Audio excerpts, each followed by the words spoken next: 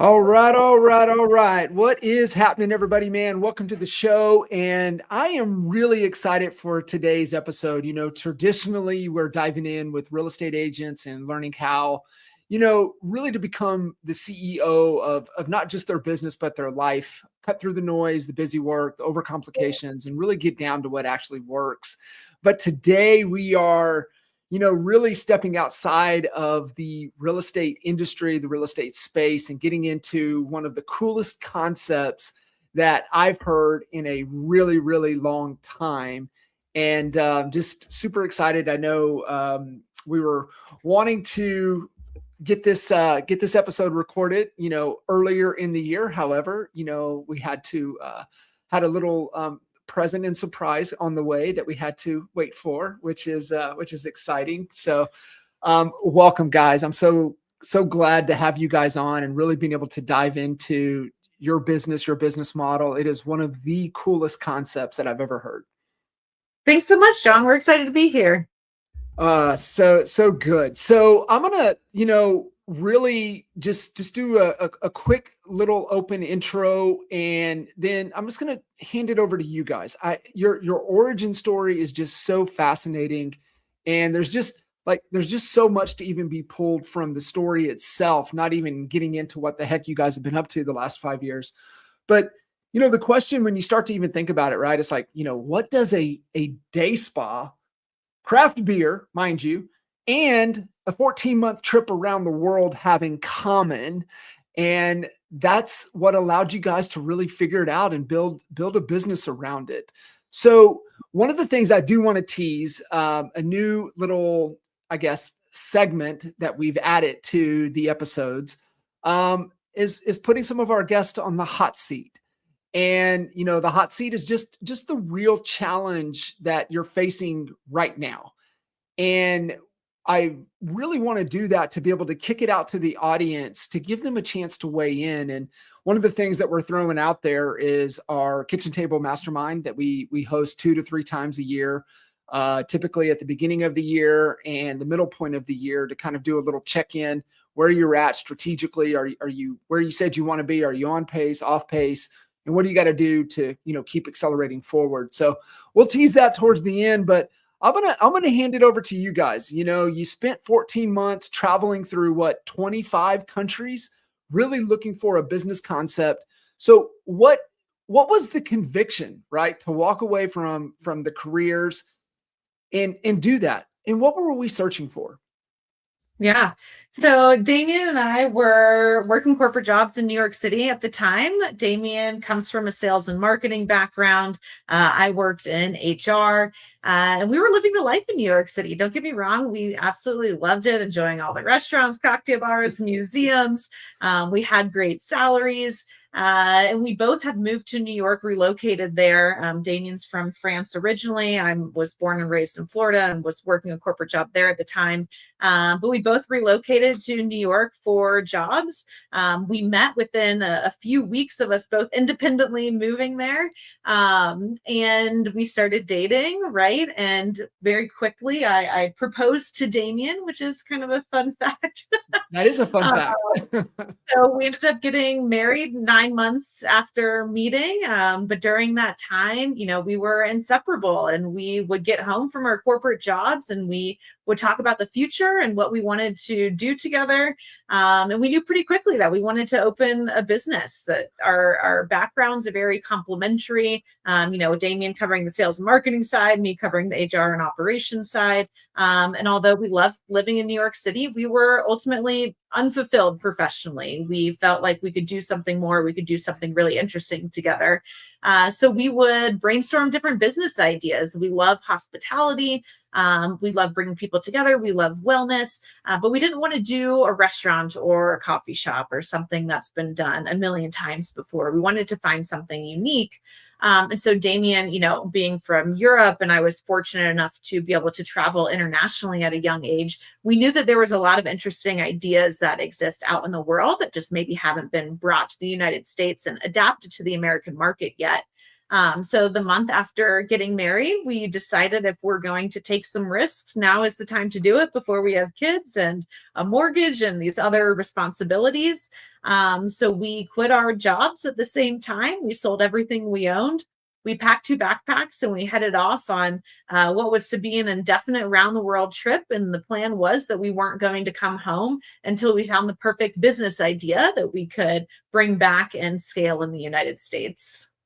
Man, that's wild. Yeah, so Damien, I mean, what making that adventure, I mean, was it something clearly we were looking for, or was it just being open-minded to just a concept that we we hadn't even thought of or seen, especially in the States, that we could, Yeah. really run with? Yeah, I think a mix of both. We never wanted to reinvent the wheel, but it is important to, as an entrepreneur, to stay curious and constantly, being open-minded of what really the future looks like. We don't have any crystal ball. So, what to do? Staying open-minded, focusing on a broad idea of something in hospitality, and going for it. And I think, you can have all of the ideas in the world. If you don't try, and if you don't go for it, it's not gonna go anywhere. So we set on that world tour with the idea of trying as much as possible experiences in hospitality industry. And with that in mind, we were able to really take the best of everything, and weighing the pros and cons of what could work and what couldn't work. We had some, not rules, but we had some very important Criteria. criteria, Mhm. such as longevity of an idea, a business model, scalability of that business model, uh, or an idea, as well. Time, we often talk about time. Is it the right time to launch this, right? Or is it too early, or is it is way too late? Timing is an essential component to know. So all of those criteria helped us to try as many experiences and wellness experiences, and we're able to quickly identify what could work and what couldn't work. But staying open-minded was definitely something very important. Often we're big dreamers. You have ideas every day, and often there's always a little voice inside, or your partner, or your business partner, or whoever is around you. It's like, no, it's already done. Don't do it. Go back to your life, to your simple life or your comfort zone. Don't do it. And that's where it creates some sort of, I mean, for me, some sort of strings. Like, no, no, no, no, no, this is the way, but how do you create that model? And when you get to that model and you're about to discover that, I think I've got a model and I think this will work, this is almost like, seeing the light for the first time. It's like, Yeah. wow, I think I'm sitting on something. And now, how do I make sure that I don't screw this up? And how do I make sure that this model evolves to the right direction? Do who's more risk adverse? Who has more discernment? Are you guys pretty equal, or do you balance each other out? Balance I each think other. we balance each other. It's and it really depends on what we're talking about. So when we first found our first beer spa, it was me that was sitting in the tub of hops and malt that I was like, I think this is it. Like, this is the concept beer and wellness. Like, Americans are gonna love this. Damien, being from France, where the concepts are a little bit more in the box, not out of the box, he was like, I don't know, beer spa, it's a little strange. Like, let's look into this more. Whereas I was, right as we were sitting Yeah. in the tub, I was like, yes, 100%, this is the idea. But then for other things, I mean, Damien comes up with some really interesting things, like marketing wise. He wants to do demand based pricing, like when you're with the airlines, right? And no matter depending on the time of day or whatever, the pricing is always changing for the tickets depending on the number of people that are looking to make the booking, etc. Damien wants to implement that, but for the spa, so the price is always going to fluctuate. And I'm like, I don't know. That sounds a little risky. That's never been done in the spa world before. Like, our guests are going to be confused if there's not a fixed price for the services. So I think we balance each other well. There's some things that Damien is more willing to take risks on than other things that I am. Yeah. But Yeah, I think you're sorry, I think you need to be about you when you create a business or when you're entrepreneurs. First of all, as an entrepreneur, you don't know anything. When you create a brand new, you have knowledge from previous experiences, jobs, careers. But as an entrepreneur, when you start to create something that no one else has done or a variant of it, right? No one knows. And the second point is, how do you measure the risks and how do you launch something, create something, design something by managing and decrease the risks? There will always be risks. So the idea is, how do you manage and decrease the number of risks as much as possible to increase your level of success? for you, Damien. So, just I see kind of your intuition kicked in, right? Like you can feel it. Sometimes, we just have that feeling like, I don't know what this is, but this is amazing. This would work. But Damien, for you, kind of running through that analytical kind of checklist Yeah. that you have in your mind, Yeah. what was it that you're like, okay, this is the one? Yeah.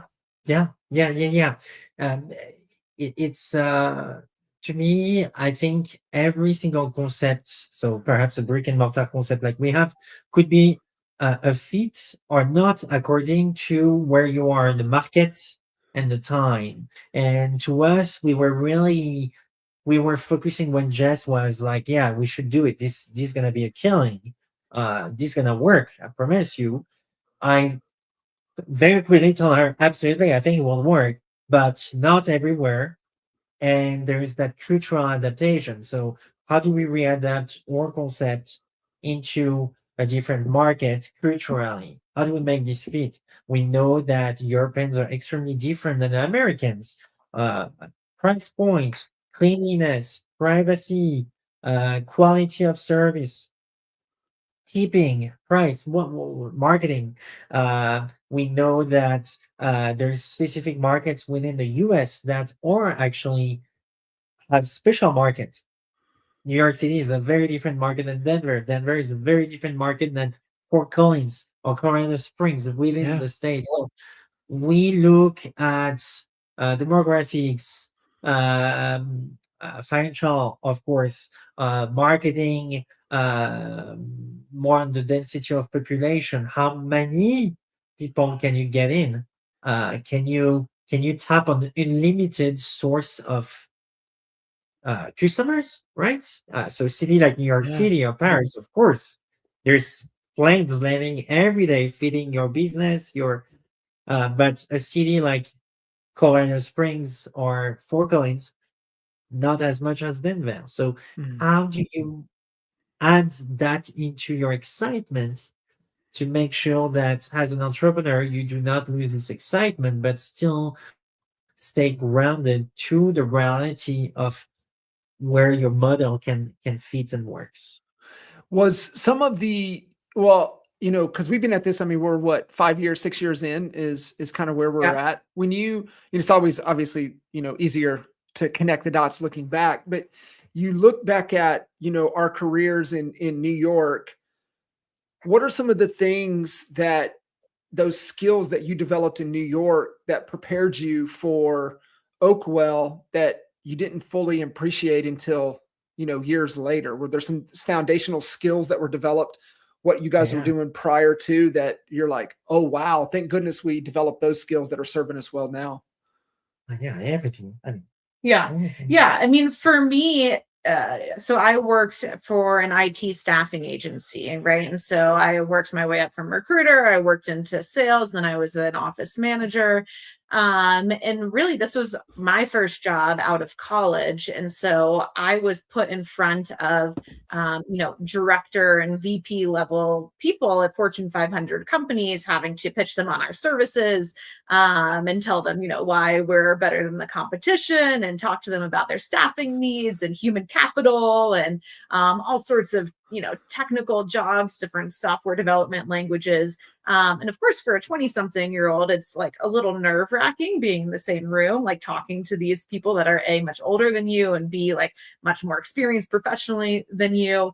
So really just for me, it was getting an understanding of how large enterprise organizations work, how they're staffed, what is the organizational structure, what are some of the, there's so many acronyms in business, and just learning like what certain things mean and how to talk to certain people from a sales perspective, like what resonates to people depending on if they're a really analytical, tech focused guy or if they're more a marketing person. So really for me, it was just learning how just business as a whole works, because my background, I studied neuroscience in school. So I don't come from a business background like Damien does.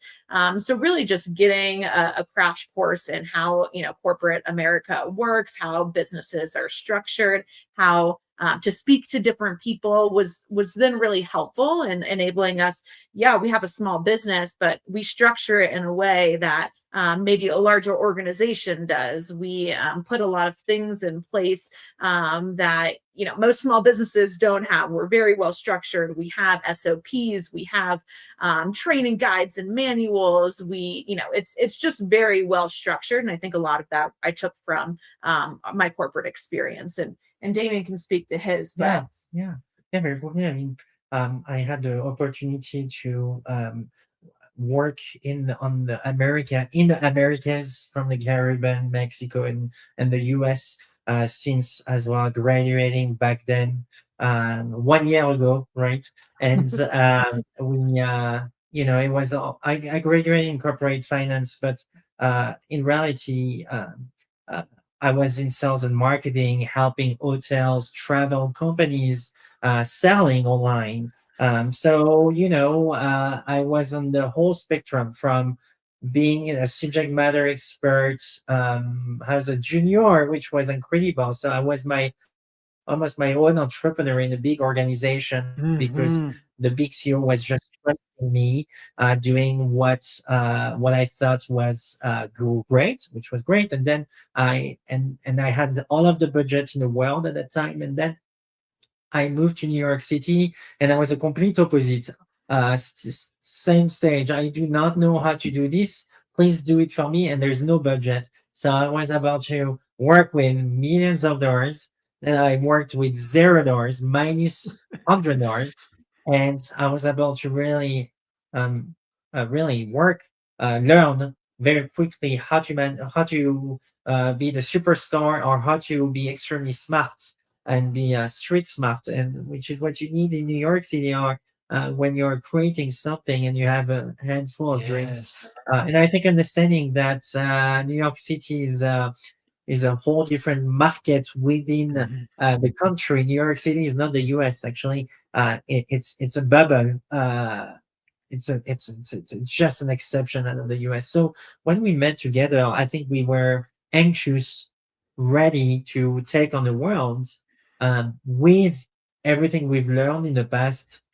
Well, of course, always staying open-minded on what we do not know that we need to learn at the very beginning, because we had nothing, and we had to learn it ourselves. And today, how do you surround ourselves with the right people instead of constantly trying to do it everything yourself, which, at the beginning, when you're an entrepreneur, say, I can do this, I can do this. No one can do this better than me. But over the years, when you start to grow, and you know that there's a few strategic area that you need to focus on, that you need to stay to focus on, while making sure that you can delegate, or hire the right people that can take care of the things that you might know how to do it, but it might take you 2 or 3 years to accomplish what some people can do in a 1 year timeline, because they have the connections, the knowledge, the how to be, and and mostly the skills. So good. I mean, it just feels like you guys were checking all of the boxes in your corporate career that really gave you the full spectrum of what it would take to run your own small business, everything that you guys have. And then you bring that corporate discipline to it, which just allows you to accelerate so much faster than those that don't. It's so cool. So let shift gears to this real quick here, because I mean, when you guys were just telling me about this and you rooted everything on unreasonable hospitality, we talk about, we were talking just the importance of the future and kind of the Ritz-Carlton standard, the way, just the little nuanced things, right? Like, just you reminded me of even the hand, right? Like, you don't point, you just the hand, little nuanced things like that we just grounded the whole building in. So describe that experience, right? For most people that haven't had an opportunity to experience Oakwell, I can't wait to get out to Denver to experience this myself. But describe the experience. What really happens the moment somebody interacts with the brand, and then when they walk through the door. Just walk us through that experience that you guys have designed for your customers. Yeah. And so I think it's probably helpful to explain what Oakwell Beer Spa is, right? Because it is such a different concept. So we're a social day spa that combines private spa suites with a tap room, a craft beer and wine tap room, right? So to walk you through the experience, you walk through the front door, you're greeted by one of our beer therapists. They know your name ahead of time. So as soon as we open the door for you, hi, John, we're so excited for you to be here. Often you're celebrating your birthday or your anniversary. So we say, congratulations. I hear it's your 5-year anniversary. What's the secret to staying together for so long? Just really trying to build that personal connection with each of our guests that walk in. We of course have some waiver and some not so fun things that takes a few minutes at the front desk, and Sure. so we'll kind of skip through that. But then we bring you to our tap room. So this is a spacious tap room. It looks more like a boutique hotel lobby, lots of plants, lots of velvet. And then we have a self-serve tap wall. We have 10 different taps that you can choose from. We use a self-serve system. So we give you an RFID card, teach you how to pour your own beverage. You can sample a bunch of different drinks. We have craft beer, wine, cider, all local from, local producers. One of my favorite beverages is our house beer, which is a cucumber lemon gosa. It's called Spa Sidekick. It tastes like fresh cucumber juice, even though it is beer. Super delicious. So we walk you through a curated tasting, depending on what your favorite flavors are. So we ask, do you like hoppy? Do you like sour? And kind of guide you through a tasting. And then we invite you to sit down in the tap room. We have a custom scent that is diffused throughout the space. We're really into multi-sensory marketing. So we have this scent that's kind of woodsy, a little herbal, that just helps you really relax from the moment you walk in. We have some great music playing, never top charts. We have anything from bossa nova to French pop to Thai pop, depending on the time of day. And then there's conversation cards in the tap room. So 90% of our guests come as couples.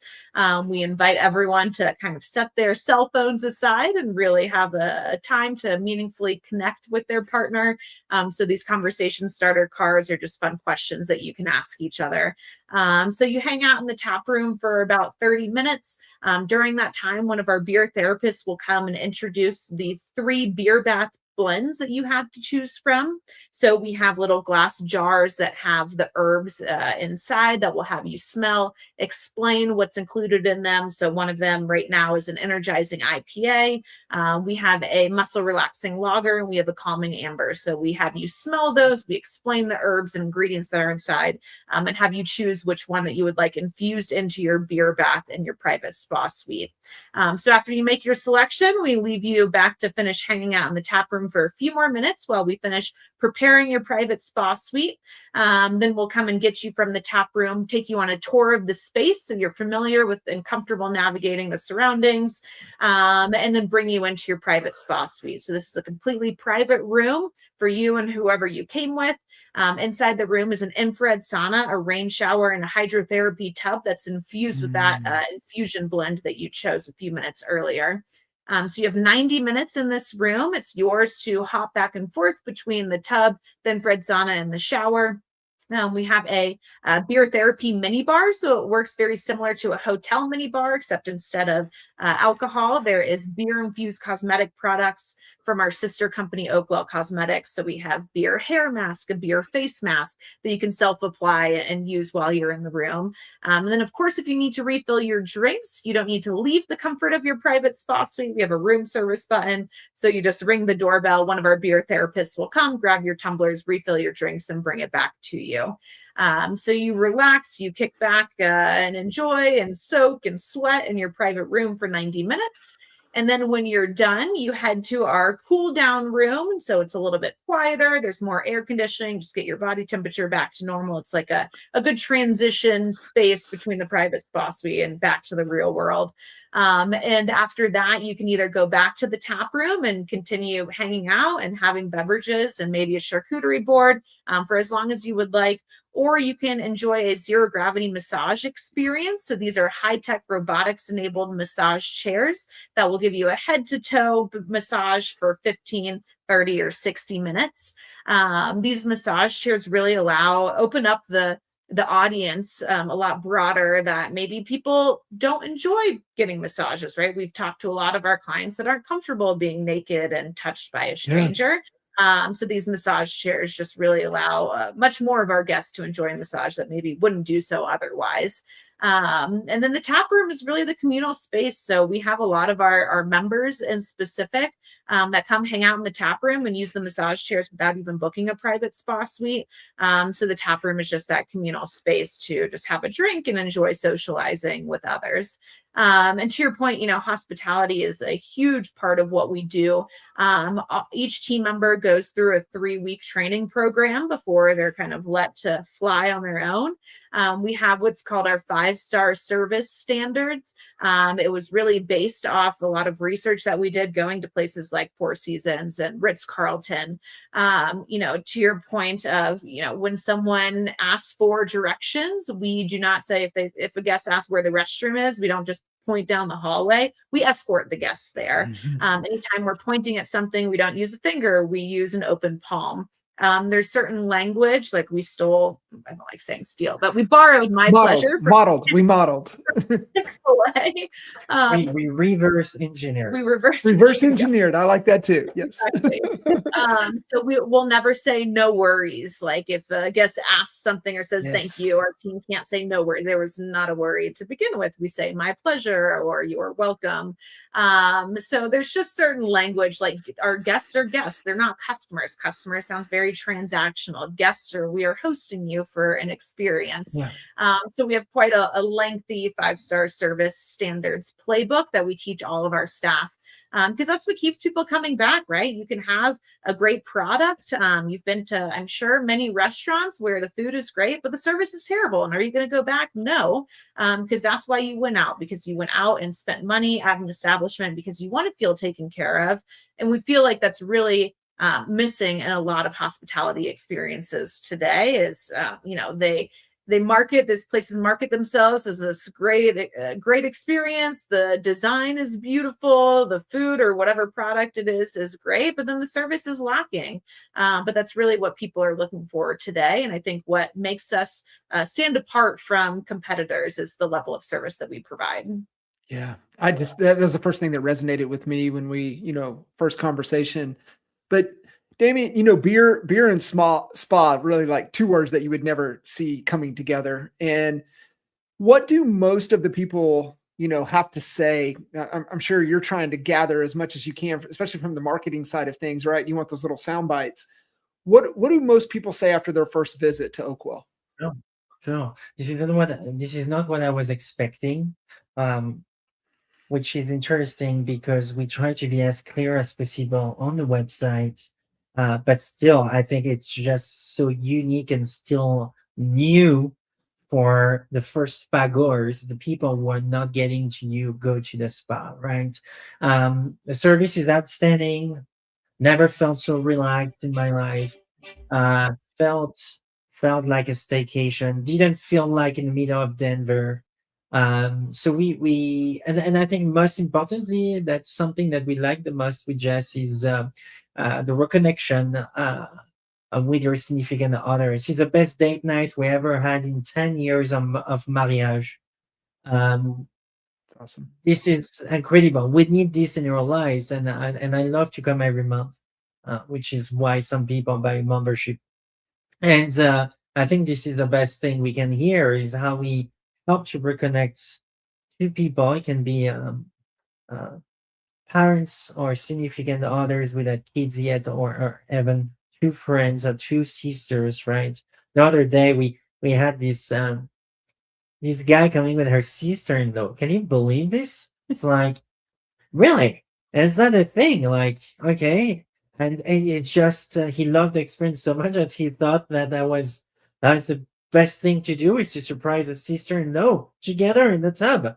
Well, I guess the sister, the wife or the husband, I'm not sure, were just working. I don't know. It was very interesting and intriguing, and ask, oh, uh this is thank you for coming and celebrating. Yeah, he's working right now, so we're just gonna hang out together. And the first thing that came to my mind was to come to Oakwell, and he's a member, and it just shows you that sure, we've created an intimate private space, but in the meantime you can fit so many different um contexts, Yeah. right? I think one of the best things that we hear is I'm not usually a spa guy, but Yeah. now that I've experienced Oakwell, like I'm definitely a spa guy now. I'd say almost 50% of our guests have never been to a spa before. So we're really able Wow. to tap into an audience that is not serviced by this industry typically. They don't have Massage MD memberships. They're not going to the Ritz-Carlton to get a massage because we're plugging in the beer component. And so a lot of people, specifically our male clientele, that typically, would not go to a spa. Now that you plug beer into it, they're like, okay, I'll try it. And then they end up asking to be a member at the end because they had such a good time. Yeah. One of the things that I love that you mentioned, the Oakwell Cosmetics, how does that allow you guys to extend that beyond the four walls of the Oakwell Spa? Is that allowed to get the brand into the home? Yeah, absolutely. Bringing the spa back to your home and having the experience, recreating some sorts So of awesome. the experience at your own time on your own schedule.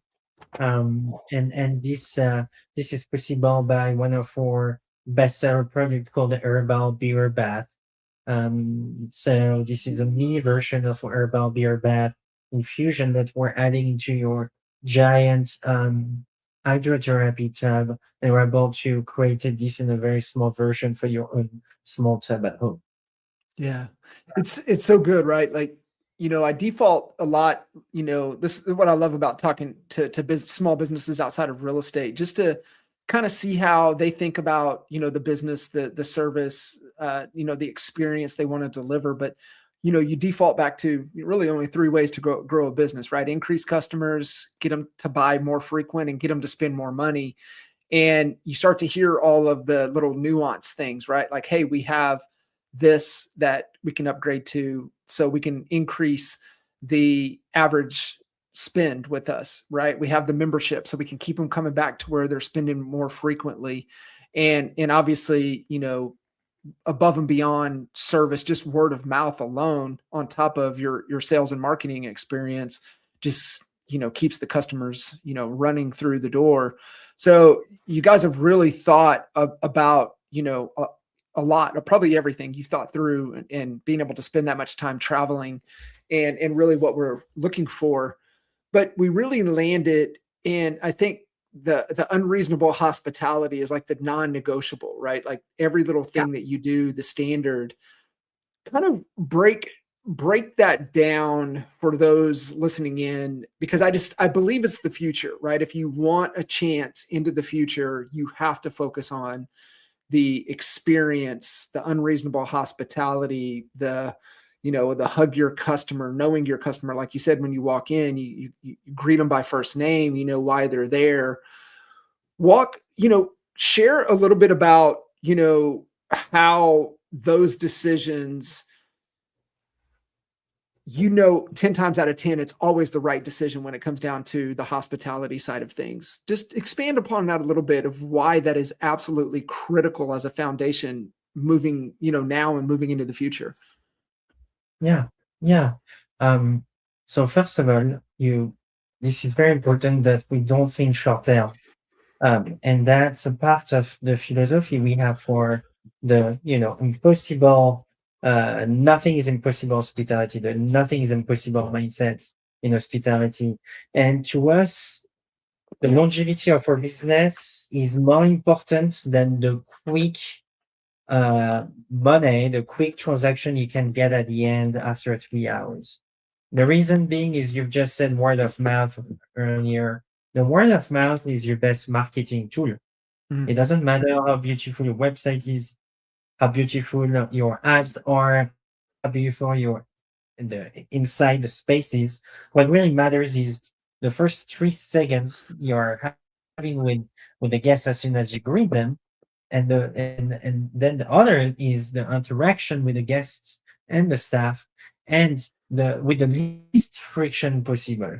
Okay, and that's what makes uh, a magical experience in hospitality versus a normal experience, which people get to used to that, and they're getting to used to, and they don't say anything. They're willing to pay for mediocre or okay steak or okay cocktail, and they don't ask the question why is that cocktail is worth $20 or $25. There's maybe nothing special about it. Maybe because you're on the rooftop with a view of the mountains. I don't know. So for us, that philosophy was like, no, first of all, you don't know what the heck is a beer spa. So I have only 3 seconds to wow you as soon as you enter. We already did the hardest part is to generate a reservation, right?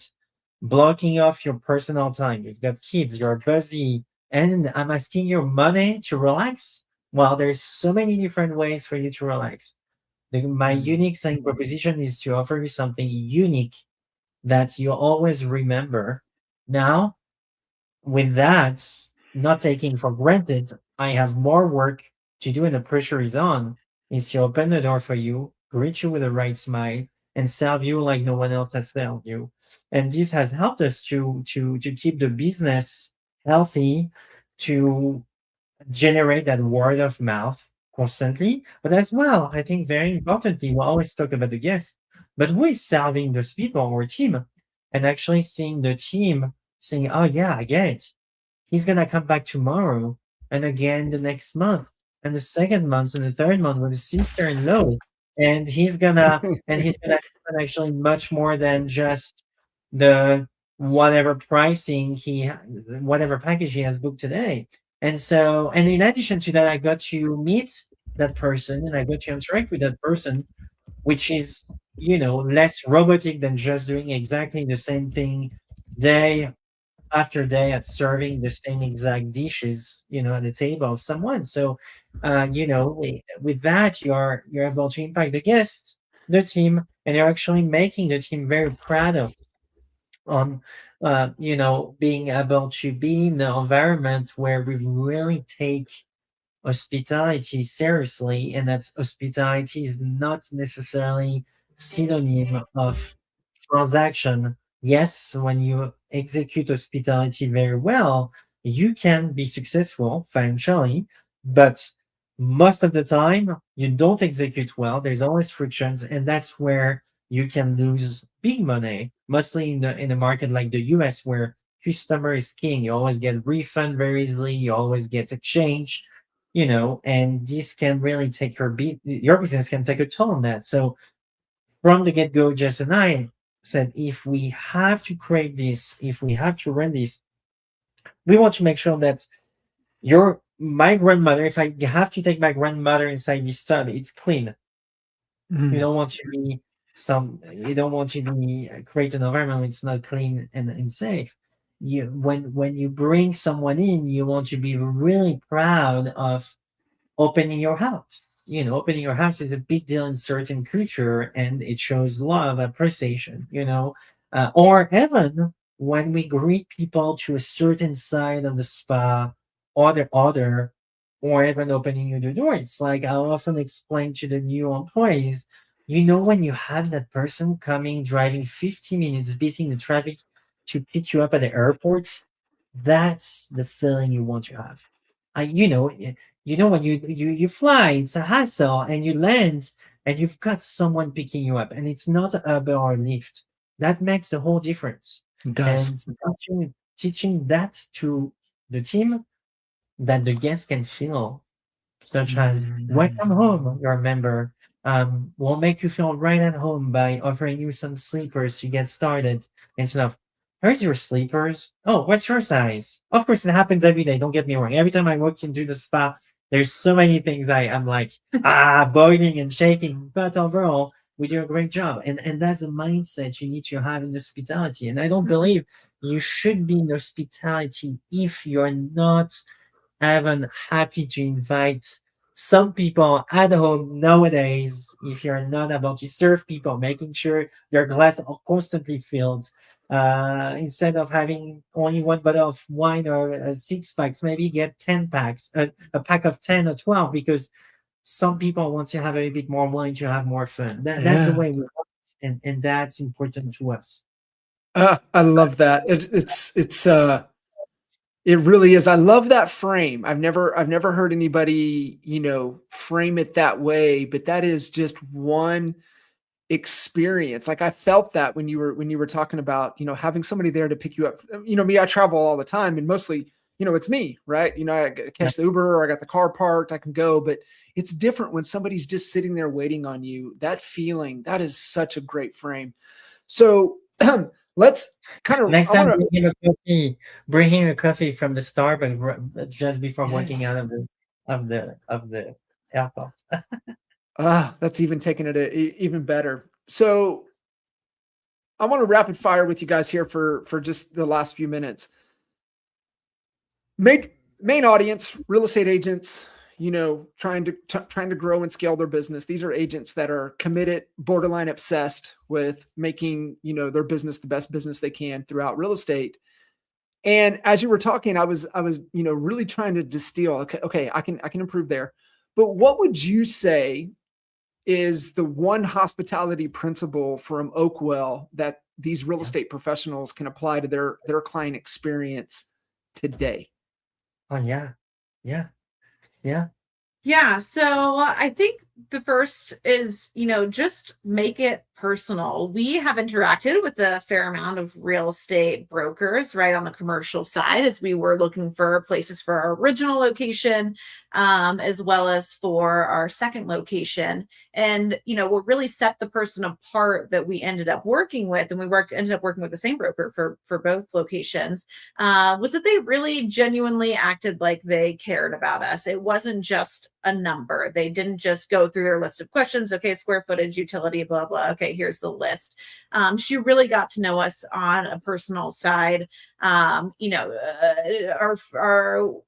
family members, when our birthday is, she invited us to a housewarming party when she had moved. Like, just get to build a personal connection, and that's going to mean so much more than just this feeling of transaction. Because let's be honest, like, we know that they're making a decent amount of money off of these deals. Like, we know that it's, it could be 10, 20, 30K that they're going to be making off of us when they're signing. And we don't want it to feel like they're just in it for the number. We want to feel like, hey, they really care about us personally, which is what we do for our guests and our members as well. It's like, we're not just there to make a quick buck off of them. And yes, they're going to be spending a decent amount of money with us, but we don't take that for granted. And we know that there's a lot of other places where they can be spending their money. And so how we set ourselves apart is by building that personal connection. We take notes of, because we have a lot of members, we have a lot of guests, but we take notes of what their favorite beer is, what bath infusion that they prefer, when their anniversary is, what their partner's and kids' name is. So every time we talk to them, even if we don't really remember who they are, we can look up the notes, and we can certainly, make an effort to act like we do. So I think that's something that any business professional, and certainly, in real estate, that you can do to build that connection, and that will last so much longer beyond that transaction. Then that next time that they're maybe looking to buy or sell a home or looking for a commercial space, they'll think of you because it felt personal. It didn't just feel like a transaction. And if you add anticipating their needs from the, from the very early stage of the relationship, I think that can be a winning equation. That feeling of working with an agent that doesn't reach out to you, is not proactive, or even, you are hungry to find your dream space or your dream house, and you're constantly looking at those new listing getting out, at the minute, like, and you're forwarding this to your agent, you're starting to question, why is my agent is not doing this for me instead? Why is my agent is not pitching me by text every 5 years, like, hey, there's this new house, there's a new space. Hey, I think I can be a great fit. Let's just take a look just in case, that proactivity, as entrepreneurs, often you're the most proactive person in your company. You're the one with the most anger and strength and fire. But what if you as an entrepreneur do that for your guests or customers or clients or whoever you're serving? And I think with this, anticipating your needs is extremely important, and showing it, because saying it is something, but doing it is 99% of the time not something that most of people do. Right. That's so good. So I got three more questions for you. No, this one, franchising is on the table. It's kind of what we're looking at, really from a scale standpoint, right? So have clients, real estate agents, expanding. How do I move into this market? When do I know the time is right? So from you guys, an idea born overseas, right? We have 2 corporate stores located throughout Denver. Now we're looking, what's right fit to franchise. What are some models that, people that we can get, to really allow us to get up and running. How did you guys know you were ready to scale? And what had to be true before you can say, okay, we're ready to make that move? Yeah, I think we always knew that we wanted to scale first off. So from the beginning, we were very diligent in putting in place SOPs, putting together documented training programs, ensuring that the business does not just rely on Damien and I. For the first 3.5, almost 4 years in business, I mean, the stores would not run without us. We were there 24/7, open to close. Everything was, in our heads. We were the ones training everyone. So we had to make sure that the stores could run successfully without us being there every day. So that was the number one thing, is just putting in systems, making sure that you can train people, train managers to operate the stores, and that the stores didn't just rely on Jessica and Damien. So we were able to do that when we launched the second location. We completely hired a brand new team that had never worked with us before. We hired managers, we trained them. And now, we really have nothing to do with the day-to-day operations. We're focused on big picture strategy, product development, expansion. And it's been a long time since we've actually worked a day on the floor of the spa. And so that was one of the biggest things, is making sure that this is scalable and replicable without us, the 2 founders who created everything from scratch, having to be there. So that was one of the biggest things. And then the second was just making sure that it works in multiple markets. Our first one is in downtown Denver. There's a lot of tourists.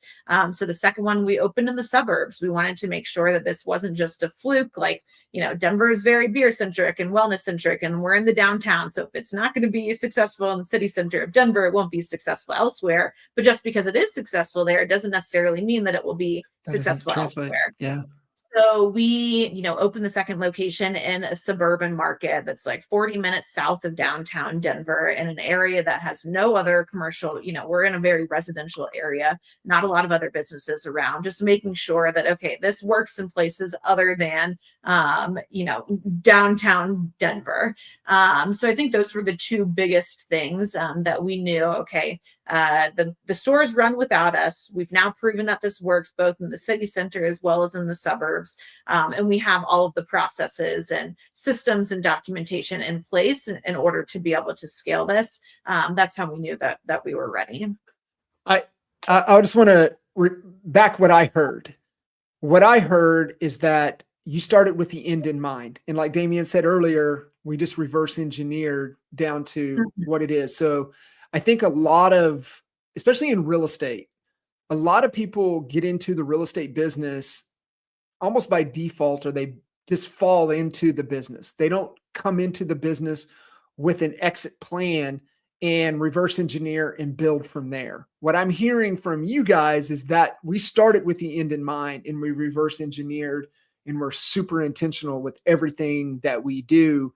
And you guys are true business owners. You're not, you know, you're over the business, you're, working on the business, you're not in the business. And that's Yeah. really, what it really means to be business owners and true entrepreneurs, to be able to go to something even bigger. So I was just recapping what I heard, and it sounds like exactly what you guys did.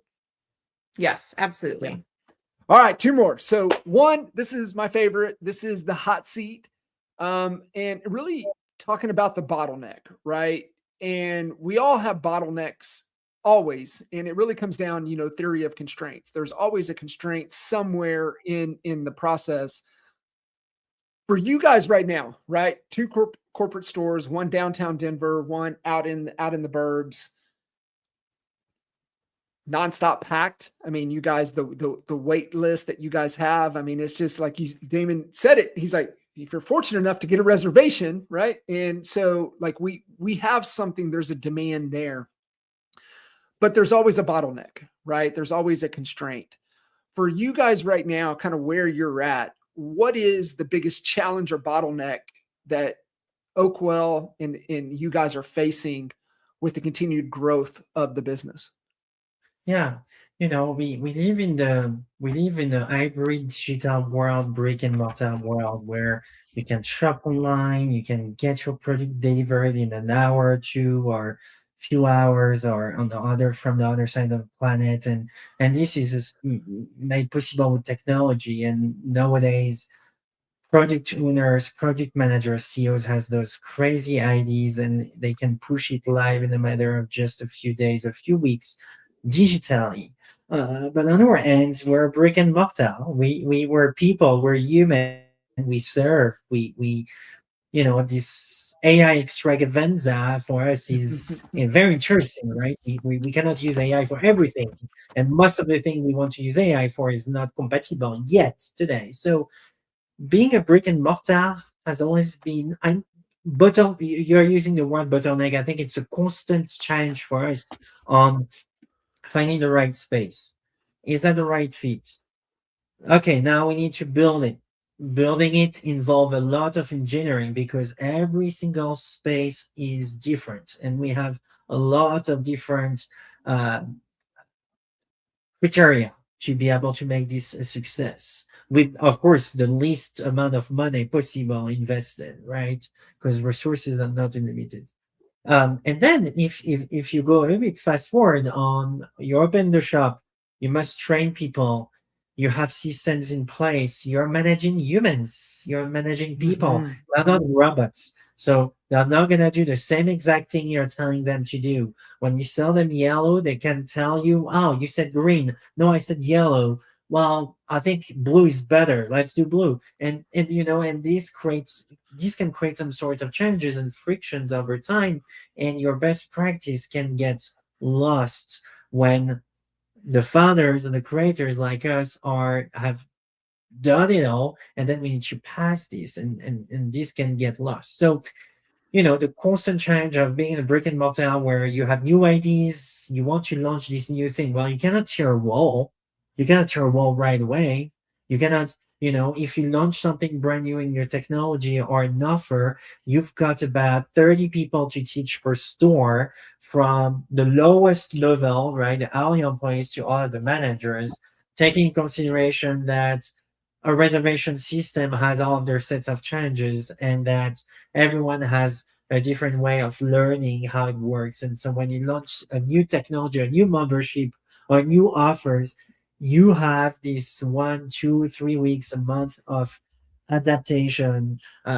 So it's a challenge. It's a challenge. How do we overcome it?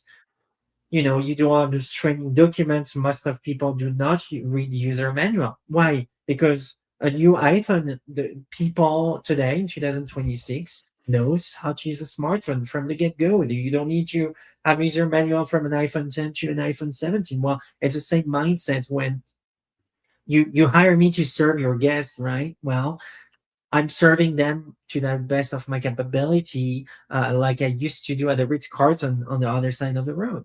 And of course, there is some sorts of nuance to that, but this comes with a set of challenges. So a brick and mortar has a lot of set of challenges that Jessica and I are constantly dealing with. And we're teaching our managers how to constantly, deal with them. Perhaps we know in hospitality that turnover is a thing.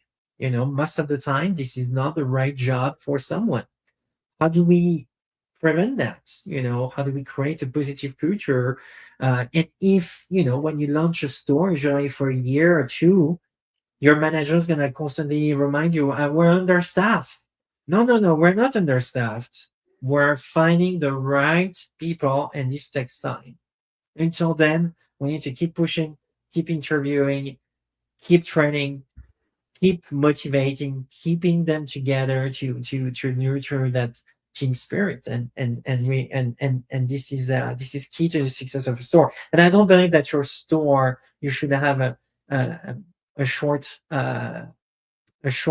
look at the future. You don't want to be short-minded. You want to be long-term minded. A store takes a year and a half to 2 years to be successful. The success is not necessarily from your top line. Of course, it is important, but it is as well your team. And I think a dream team is built within the first 2 years of your store. I love that. And it's a, even with the real estate teams that are looking to grow outside of customer acquisition, I'm like, it's talent acquisition. That is like the most important system that you could add into your business, especially if you don't always want to be in the business. If you have, the future to just be working on the business or over the business, you've got to have a talent acquisition, strategy system that, like you said, 2 years really vetted out and just constantly looking for talent. I love that.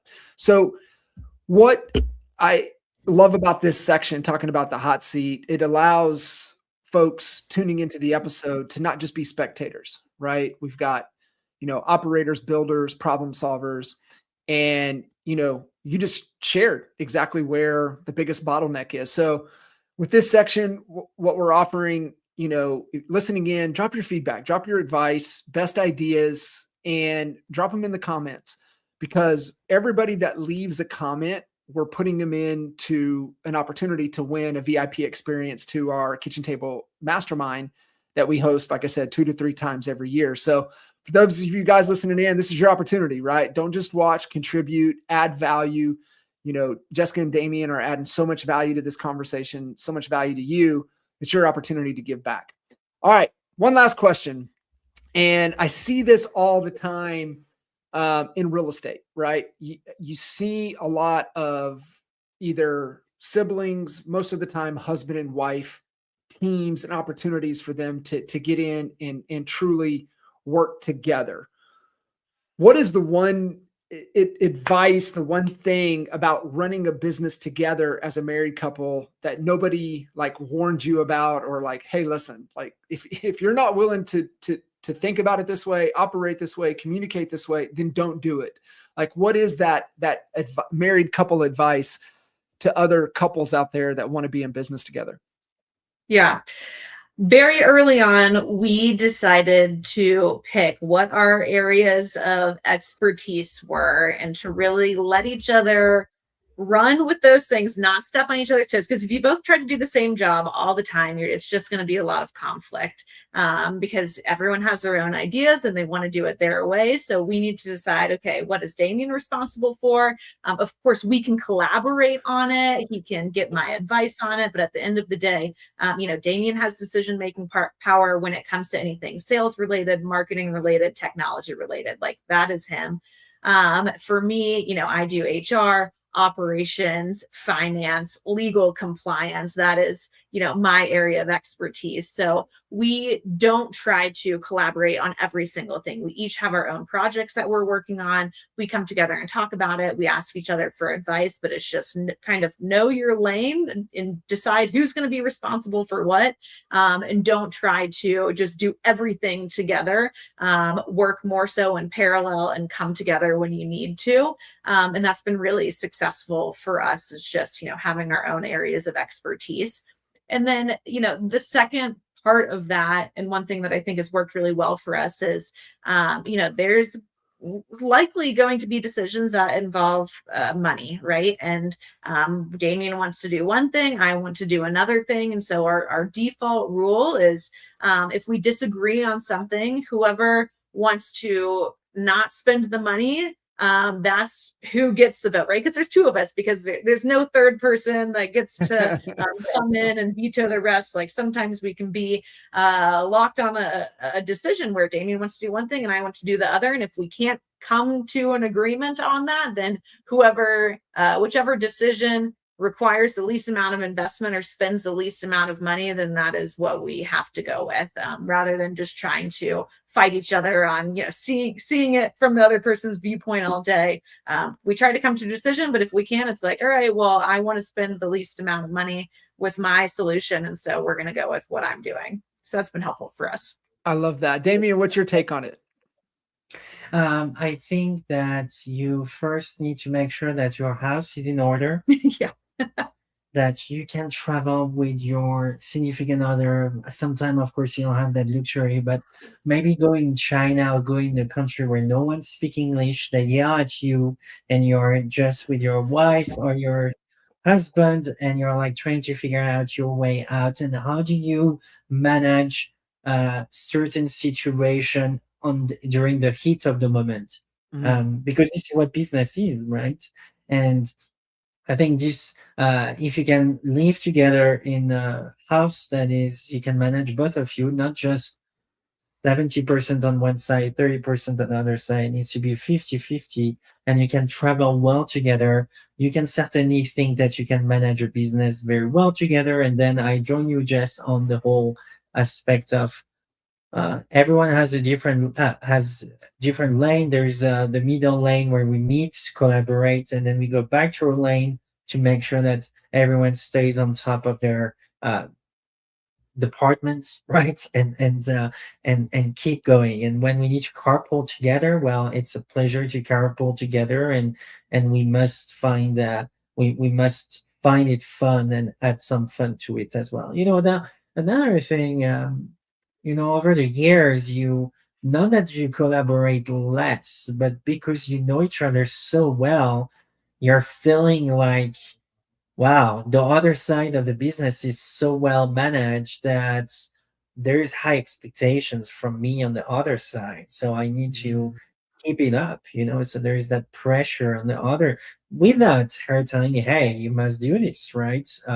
It's like we know from each other that there is some sorts of pressure, invisible pressure, where there's things that are not being perfect, but her success is based on mine, and my success is based on her. And when we meet together to collaborate, it's even better. But sometimes you don't collaborate enough together, and that's okay, because you are in charge of one side and she's in charge of the other. Yeah, that's so good. And what I love about it, you framed some things in a way that, like, I haven't heard framed. So like it's really, really good. But I loved what you said right there. You're just pushing each other to be the best versions of yourselves, because you don't want to let each Yeah. other down.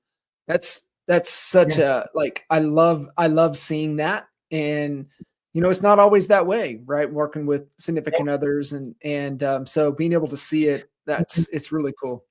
Front of your clients, front of your customers and your team. Since we're married, right? So two swain on the lake, swan on the lake, just floating, right? Constantly with that friction. Even if you are like doing this and there, no one sees, right? And it's splashing everywhere. This is the way it should be. Front of the guests, front of the team. Because there's nothing worse than working Yeah. with or for people that are in a relationship, whether it's a married couple or it's Yeah. two brothers or whatever it may be. Your employees and your guests and your clients should not see any sort of interpersonal friction that may be No. going on behind closed doors. We're also Yeah. not, outwardly affectionate towards each other in front of our guests or in front of our employees because it's awkward. Nobody wants to see that. So we introduce ourselves as business partners, and we should act as such. We make sure that nothing that's going on at home or in our personal lives interferes with business, and that's something that other people should never see. It needs to Yeah. remain professional. Yeah, standards. I love it. Guys, I can't wait to get out to Denver and come visit you guys and any, you guys listening in, if you're in the Denver area or going to Denver anytime soon, go check out Oakwell Beer Spa. I've got some buddies and some family there. I cannot wait for them to go experience it. And man, thank you guys for jumping in here. I know we've had a couple conversations leading into this, so I can't thank you guys enough for your time, and really excited for what you're building. It is so cool. You've got a concept. I think you've got it anchored on the right things, which is, the human experience and how they feel when they come there. You guys, it just feels, the way we operate, the way we talk, the way we communicate, everything is such at a high level, which I think that's the choice, right? Do you want to have this, Four Seasons Ritz type of experience, or do you want to be the cold, Motel 6 that's not really anything to share or tell anybody else about? And I just think that's a not much time, life cycle to have in your business if you choose that route. So thank you guys again, really, for jumping in. Guys listening, check out Oakwell Beer Spa. Like I said, if you're in the Colorado, Denver area, make a point to get a reservation and go check it out. Thanks so much, Sean. It's been great. You.